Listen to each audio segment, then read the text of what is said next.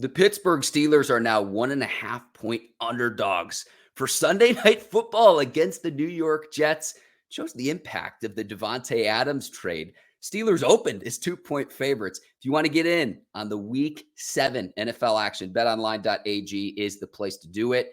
Hockey's underway. Basketball's right around the corner. You're into the MLB playoffs. BetOnline.ag is the place to do it if you want to get in on the sports betting action. Head over to betonline.ag today to get started. BetOnline, the game starts here. Welcome into the Bleav in Steelers show. My name is Mark Bergin. Excited to welcome in today's guest. He is a man who wears many hats, and he's part of the Bleav family. We welcome in Rami Lavi. He is the host of the Bleav in Jets podcast with Bilal Powell, also producer over at WFAN. Jets season ticket holder. Rami, I got to ask you right off the top. Have you gotten your Davante Adams jersey? Because the news that the Jets reunite Adams and Aaron Rodgers breaks yesterday. It's good to talk to you here on Wednesday morning, my man. First of all, Mark, thanks for having me. And yeah, by the way, I don't know if the line movement has so much to do with Davante Adams as much as it has to do with the Steelers starting Russell Wilson over Justin Fields. I mean, all right. I don't know what's happening there, but yeah, I'm excited about Adams. I've gone back and forth, as many Jet fans do, doomsday with the 2-4 start and how it's looked and some of the chaos that's gone on over the last week with the Jets to, okay, maybe now this is something that moves them in the right direction, but can Davante Adams play defensive tackle? Can he play left tackle on offense? Probably not. So, still they have issues, but we'll see. We'll see how it goes. Hey, be honest. You're shaking in your boots over there, knowing that Russell Wilson is, it looks like he's in line to get the start for the Steelers. You know, it's funny. I tweeted out when they traded for Adams, I was like, okay, same old, whatever. We expected this to happen, probably a day too late. When that was announced that that the Steelers were starting Russell Wilson, I put out that GIF, the meme. Just when I thought I was out, they find a way to pull me back in. Now the Jets are pulling me back in because Russell Wilson. Why would they make this move? I mean, you do the Steelers content here. I have no idea why. Like, why? Yeah, let's start with Russ and we can get into the Adams trade. I don't get it either. And Justin Fields, 25 years old, has this team off to a 4-2 start. The passing yards, the passing totals aren't there. But the most dynamic part of the Steelers offense this season has been Justin Fields' mobility, especially considering injuries along the offensive line. I can get into that as well. But the most dynamic part of the Steelers offense this season has been Justin Fields and his legs. And you put Russ in year 13, shaking off rust in his first start for the Steelers in front of a banged up offensive line. I really don't know what to expect. I expected him to play at some point this season. It looks like he's going to be the starter come Sunday night, though. Yeah, maybe the Steelers. Look, Tomlin, I respect him more than any coach in the league, or as much as any coach in the league. I used to work down with the Baltimore Ravens, and so I worked on their radio network. We saw Mike Tomlin twice a year, right? And so I've been around him a bit, not much, probably not as much as someone who is a Steelers content creator, but still, like, I respect the hell out of that guy as far as any head coach in the league. I think maybe he looks at this as a soft landing spot. Like, he would know best, right? Does he think that, hey, that Jets front can't get any pressure? They saw Michael Clemens try and contain the edge against Josh Allen and fail multiple times on Monday Night Football. And they're like, hey, you know what? This is actually a great spot to start Russell Wilson. Let's figure this out. The Jets have 2 injured corners right now with Michael Carter and DJ Reed. I don't know. Let me go to the line really quickly. We'll get into Russ. Ryan McCollum, who's your third string center, is due to start for the Steelers because the rookie Zach Frazier, who's playing really well, out week to week with an ankle injury, he was starting because Nate Herbig's done for the year with the shoulder injury. Your right guard position, James Daniels, done for the year with an Achilles. Troy Fautanu, who's your first-round pick at the tackle position, was in line to be a starter. He's done for the season with a knee injury. You had several injuries along that offensive front. Isaiah Seumalo's finally back from a pectoral injury at left guard. Can Russ keep this offense on the field? And you might not have the points, you might not have the passing totals, but what the Steelers have done in Bleav it's 5 of their 6 games is win time of possession. The Steelers are 5th in the NFL entering this game in average time of possession. You say, Mark, why is that important? It helps keep what has at times been a dominant defense off of the field. If you can keep your defense off the field and your offense on it, most of the salary cap the Steelers have allocated is to the defensive side of the ball. So you win time of possession, ball control, you win the turnover battle. It's not sexy at all, Rami. It's not flashy at all, but it's how this team is designed to win games. And whether Russ can do that, he doesn't have the same mobility as Fields. So when things have broken down, Fields can pick up 5-10 yards at a time and at least move the chains to set things up for Chris Boswell, who's been Mr. Reliable as our kicker. But when it's 3rd down and Russ just checks it down, or it's an incomplete pass and it stops the clock, I expect him to be more decisive with the football than Fields. But Fields, again, I don't look at the statistics as much as I look at what he's been asked to do throughout the process of 6 games this season. And I look at a guy who the knock on Fields coming into this season was, well, he held the ball too long. He has 1 interception in 6 games, which is the second fewest among quarterbacks with at least 1,000 passing yards. And you have to consider that's not bad for a guy who threw 30 interceptions in the past 3 seasons. So he's been protecting the football as well. Why they go to Wilson now? Again, I expect him to play at some point. I look across the division. Joe Burrow has dealt with injuries. Lamar Jackson 2 years ago has dealt with injuries. Deshaun Watson's dealt with injuries, is stinking up the joint in Cleveland. In this division, you're going to need 2 quarterbacks at some point in time. But why right now is going to be just fascinating to watch. The gamesmanship by Tomlin saying, oh, we haven't named a starter, even though a lot of the national reporters saying it's going to be Russ. I expect it to be Russ come Sunday night. But why to make this decision now? Very, very interesting from the Steelers standpoint. Yeah, and you mentioned what they do. Every Steelers game looks exactly the same when I watch them. It's control the time of possession, sometimes convert at the end of it. Sometimes, like, why do I feel like the Steelers have had the ball this entire game and they have 12 points somehow? And they're up 12-6, but they've had the ball the entire game. And it's ugly, it's gross, it's nasty football. And that's kind of similar to the Jets have been in a couple games like that, right? You could say the London game looked like that. The Denver game kind of looked like that. So the Jets have kind of looked a little bit like that. Sunday Night Football, I apologize to the national audience, but it's not going to be a pretty game. I'll tell you that much. The Jets are on a short week. Let me ask you this from the Jets standpoint. It sounds like you would rather go against Russell Wilson than Fields. Am I reading that wrong? 1,000%. Not even close. I mean, Justin Fields adds a dynamic that the Jets cannot stop. With Chuck Clark, who's going to be down at safety for a couple of weeks. Also, now he was just put on IR. Although I saw not Davante Adams, but Jamal Adams. I think it's the wrong Adams. Jamal Adams was posting pictures of himself in a Jets uniform on his Instagram story yesterday. I don't know if that had anything to do with the Chuck Clark injury. I don't know if his name is Adams, so he's just posting an Adams in a Jets jersey, and I have no idea what that guy's doing ever, but no thank you, we're good. But if you're going up against Tony Adams and another Adams, but Tony Adams and Ashton Davis as the 2 safeties, and we still are seeing that, Jamian Sherwood is getting most of the starts at middle linebacker over CJ Mosley. And the defensive edge is still being set by Michael Clemens, and Javon Kinlaw is taking all those penalties in the middle. I don't know how much it matters who the quarterback is. Now, the Jets defense has been good, but I don't think it's going to matter that much. They're just going to try and run the ball, and the Jets have been having a hard time stopping the run. When quarterbacks extend plays and make plays off schedule, that's where the Jets have struggled. And so that's the interesting part. That's what Justin Fields does really, really well, right? Is the off schedule stuff, is extending plays, is running around.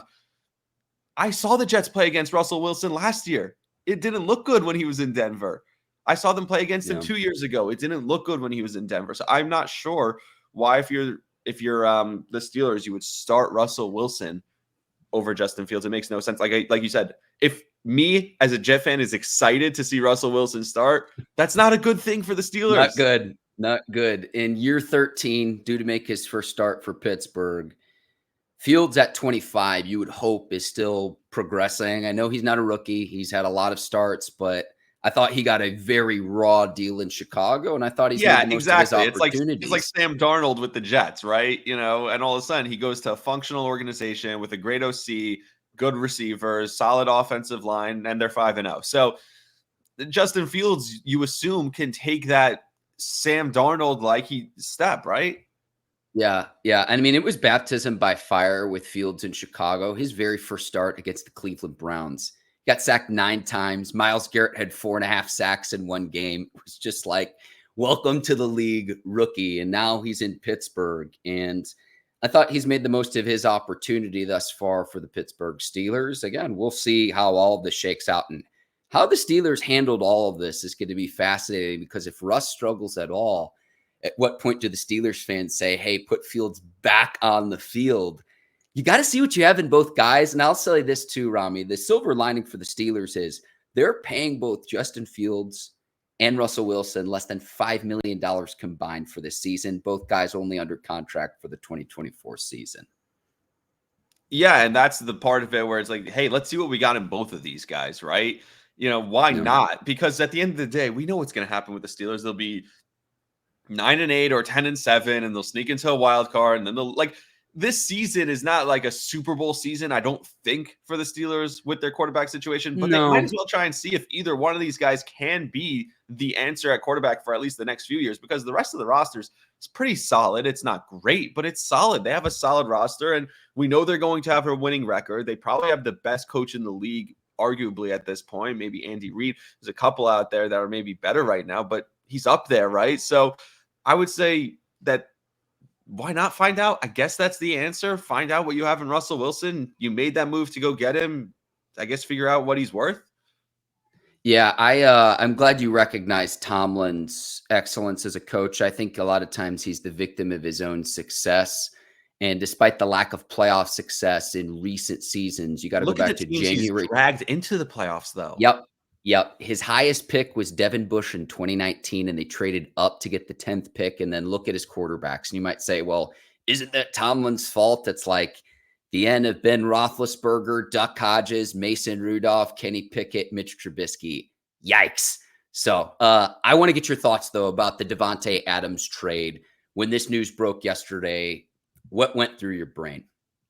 Well, what went through my brain was nothingness, because I was coming off. I worked the Mets game, covering the Mets game for WFAN social content, and then I hustled to the Yankee game. Was working at Yankee Stadium for the Yankee playoff game. So the Mets game was 4 p.m. Then I had the Yankee game at Yankee Stadium, and then came back to WFAN to the studio after the Yankee game, produced the overnight show. So I got home at about 8 a.m. After that, 16 hours of just running around working. And then I got home at 8 o'clock in the morning, and I was like, you know what? I have a flight in 2 hours. So I'm just going to go try and take a quick nap here. Or the flight was 4 hours. I had to leave to the airport in 2 hours. Team no sleep.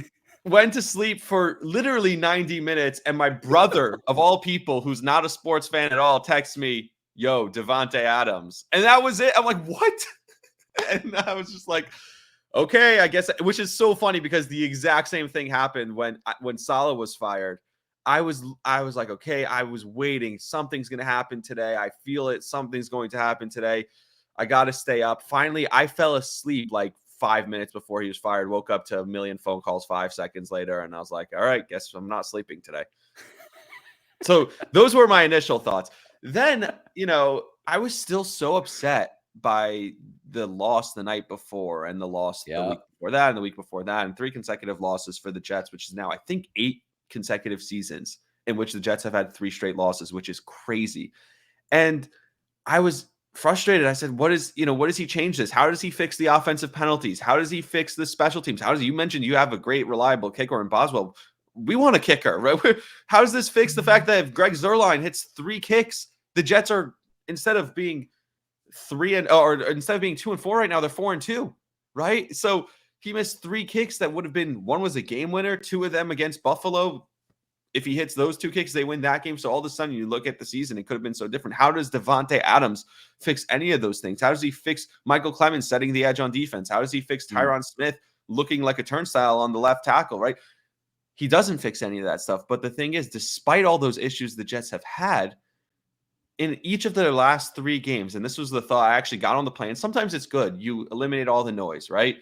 I didn't pay for the flight Wi-Fi, which I love. I love when I could just have my own thoughts to myself and I could come up with my own opinions. And I This could is just watch great. I need to do this every day. Just, This is great. put my phone on airplane mode, put on some music, and just listen to my own thoughts, because I developed the following thought, and it was, and this is just, maybe this is delusional Jet fan, maybe this is real. I have no idea where this is coming from, but this was a genuine thought I had on the flight after really not being excited about the Adams trade. I was thinking the last 3 weeks, the Jets have had in each of their game a drive in the last 3 or 4 minutes of the game, down by 1 score with the ball, driving to win the game. And Aaron Rodgers in all 3 times failed. If you would have told me before the season that Aaron Rodgers, at any point, if you would have told me the Jets are going to have the ball 3 consecutive weeks, down by a score, and they have an opportunity to drive and win the game with Aaron Rodgers, I would have told you they would have gone at least 2-1 in those 3 opportunities. And watching the way Rodgers has played this year, I still would tell you they should have been 2-1 in those 3 opportunities. But when you look around the league, when it gets late in the game, when you need to pick up a first down and it's 3rd and 7 and the game's on the line, it's 4th and 10, the game's on the line, no matter what, Patrick Mahomes is going to Travis Kelce. We saw it in the Super Bowl time and time again. We saw Matthew Stafford go to Cooper Kupp on that drive, that last drive in the Super Bowl, over and over and over. We've seen Burrow go to Chase. Whoever it is, we've seen, whether it's Darnold or whoever's playing quarterback, Kirk Cousins, go to Justin Jefferson. Every one of these top quarterbacks, Tom Brady throughout his whole career had that guy, whether it was Edelman, whether it was Gronk, whether it was Wes Welker, Randy Moss. Yeah. He always had one guy, though, that big 3rd down. I trust Wes Welker to just, we make eye contact. I know what you're doing. You know what I'm doing. Aaron Rodgers now has his guy that when he needs to pick up a 3rd and 12, he could just kind of look at Davante and they have that nonverbal communication. Something's happening and they can pick that up.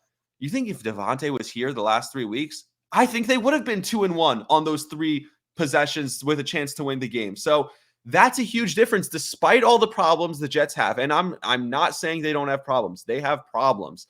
But despite all the problems they have, they were 1 drive away from winning every one of those games. And if Aaron Rodgers has his guy on that drive, I like their chances. Yeah, the New York Packers, if you will. Oh, well, you saw Marquez Valdes-Scantling also was just cut. I wouldn't be shocked. Maybe go get him. Let's bring them all back. Let's bring the entire squad back. I don't think you're far off. 1 of 4 in the red zone in the loss to the Bills. And let me play glass half full here. If you're a Jets fan with 3 straight losses, is you've got 1-score defeats to 2 teams in first place, the Vikings and the Bills. So I don't think you're far off with Adams. And then again, I look at 1 of 4 in the red zone in that loss to the Bills. You go to the red zone 4 times, you got to come away with more than 1 score. It's as simple as that. And the problem is, if you watch those games, the second half of those games, Sam Darnold and Josh Allen try to give the games to the Jets. They were trying so hard to give the wins to the Jets, and the Jets just couldn't take it. And that's the frustrating part, where you thought, okay, Rodgers is going to get the ball 3-4 times with an opportunity to go take the lead when the other team is dying to give them the lead. And he didn't come through on any of them. Now, I know there were 2 missed kicks in the second half for the Jets. That's 6 points right there. And they had some missed opportunities. They ran into the end zone in the second half with Braylon Allen. That got called back. Garrett Wilson dropped a touchdown in the end zone. That got, so that gets knocked off the board. So Aaron Rodgers, I think, did his part in getting the Jets those wins. So I don't know. It's tough. It's tough to look at it glass half full, because at some point, if it's 1 game, you could say, all right, it's 1 game. When it's 3 consecutive games, when it's 2-4 to start the season, now you're in desperation mode where your back's up against the wall. And the funny thing, I don't know if you're a baseball fan, but the funny thing is, as a New Yorker working in New York all year, all baseball season, the Mets fans who were so down and out on the team, and a lot of Mets fans are Jets fans. I happen to not be a Mets fan, but I love the Mets. I love this Mets team. And I was never out on them. As an independent person who went to a lot of Mets games, worked a lot of the Mets games, I was never out on the Mets this year, even when they were 11 games under 500. But I think them being 11 games under 500 and hitting that rock bottom but we saw some sparks. Like, if we could just get this going and that going. And then they played with their heads on fire, mostly because their backs were against the wall. They had no choice but to play like they were desperate. So I think so many Jets fans are now looking like, hey, if we play like we're desperate, we just saw what that Mets team did. So I think the Jets fan is now either so still bought in and it's going to kill us Jets fans because we're still bought in because of what we saw the Mets just do. And the Mets might go to the World Series. They're playing game 3 at home of the National League Championship Series against the Dodgers with a 1-1 series tie after going 2 games in LA. So it's crazy, but I think it's making some Jets fans either delusional or Bleav. Well, they go all in with this Adams trade, and at the very least, you can't bracket Garrett Wilson now, or if you do, 100%. Adams is going to eat you alive. If you want to bracket Adams, Wilson should eat. So on the outside, the Jets should have the targets for Aaron Rodgers to get going. And for me, it's as simple as like, we can talk about the receiving play, the offense, how you get 40-year-old Aaron Rodgers rolling, Breece Hall off to the start that he's off to. It's just like, how is he averaging less than 4 yards a carry? He should be the complement and who this offense really functions and runs through. Then you have to take away the running game. Like, to me, now that you've got 3 guys, you got to bracket one on the outside. If you play them one-on-one, they're going to eat you alive. And then if you don't stack the box, Breece Hall should be able to run it down your throat. To me, it's as simple as that from the outside looking in.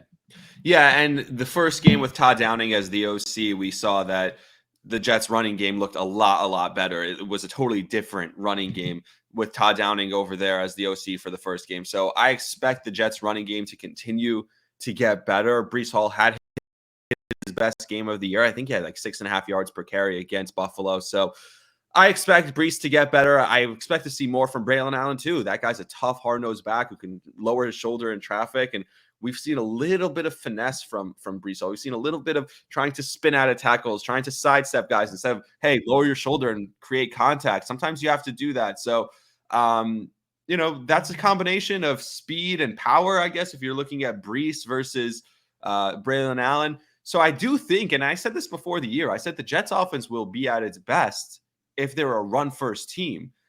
Aaron Rodgers throwing the ball 35 times a game, it's not great because he's getting hit so often. I've never seen Rodgers take these hits. I've been Save that for the playoffs. Save that for the playoffs, Rami. It is when you need it. He can do it for the games that really, really count. Regular season, I don't need him taking those hits at the age of 40.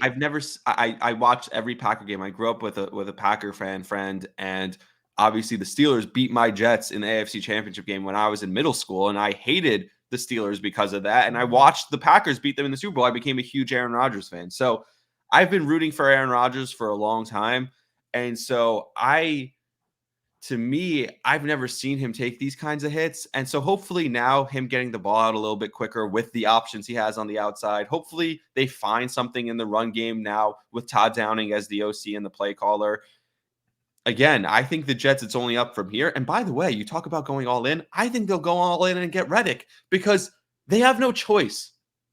Their best option is to go all in this year. So even if it's an overpay, they don't have a choice. Their best option is to go all in with Rodgers. What are they going to rebuild again and look at another 5 years?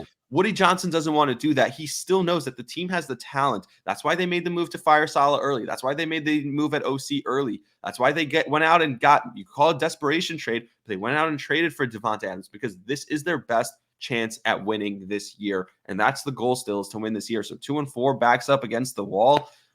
Maybe it's too late because the NFL, you're going to drop a game here and there just because.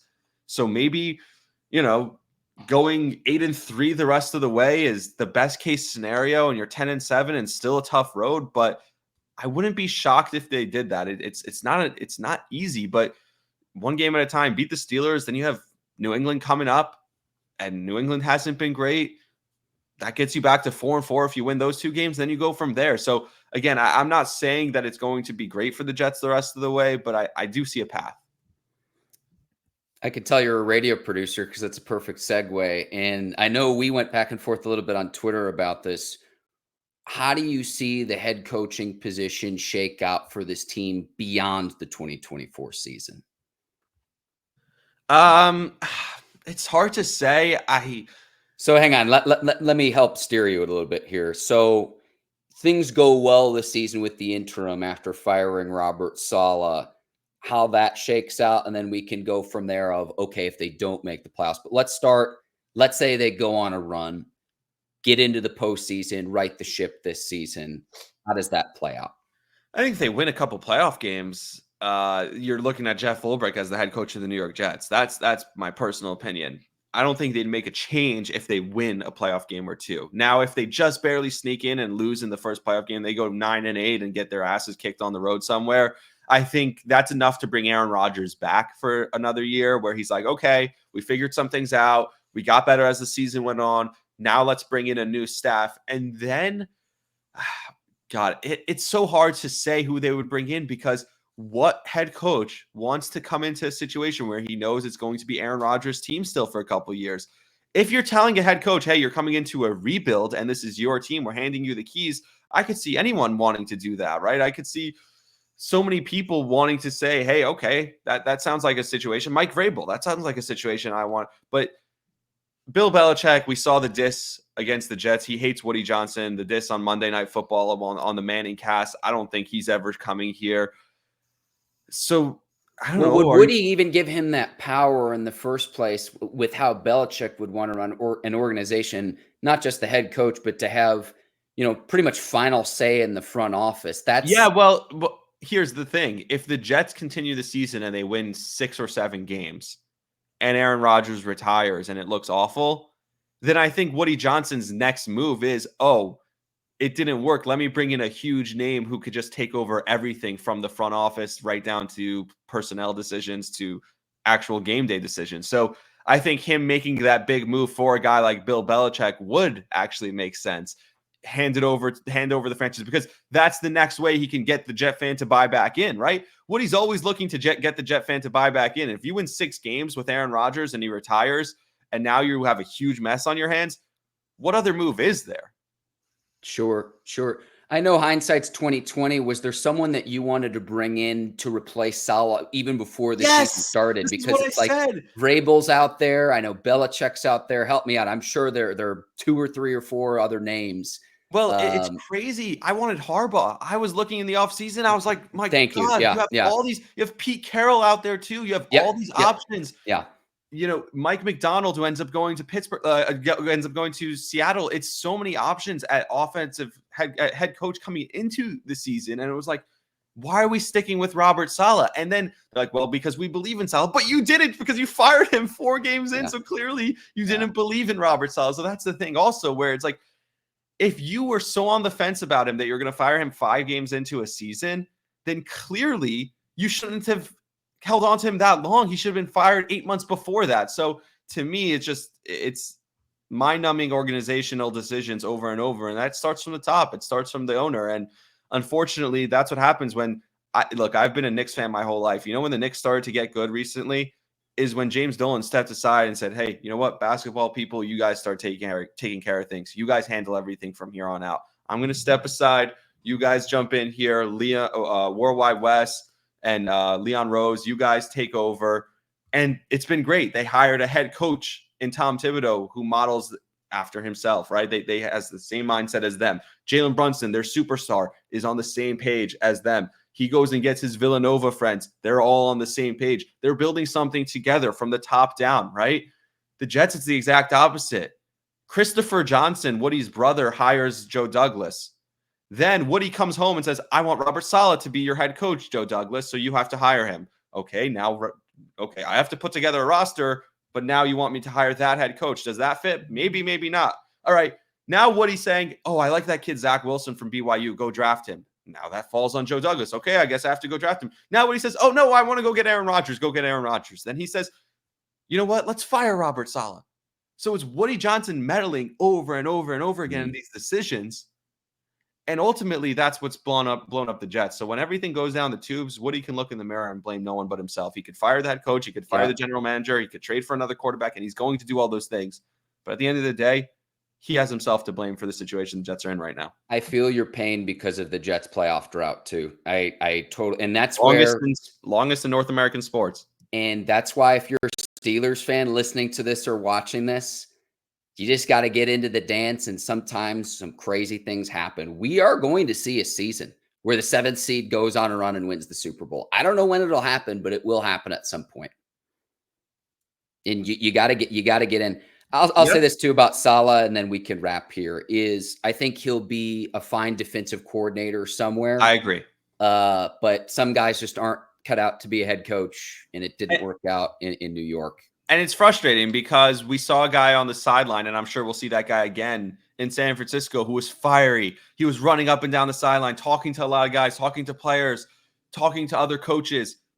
He was just, as my, one of my coworkers and the host of the morning show here, Greg Giannotti, would say, he was loitering on the sideline with the Jets. He would just stand there like this, arms folded, blank stare, just nothing the whole time. Oh, and you don't see him talking to any other coaches. You don't see him talking to the players. Rodgers throws a terrible interception, doesn't even look in his direction. You're the head coach. I know you're a defensive guy. Pull him over. Say something.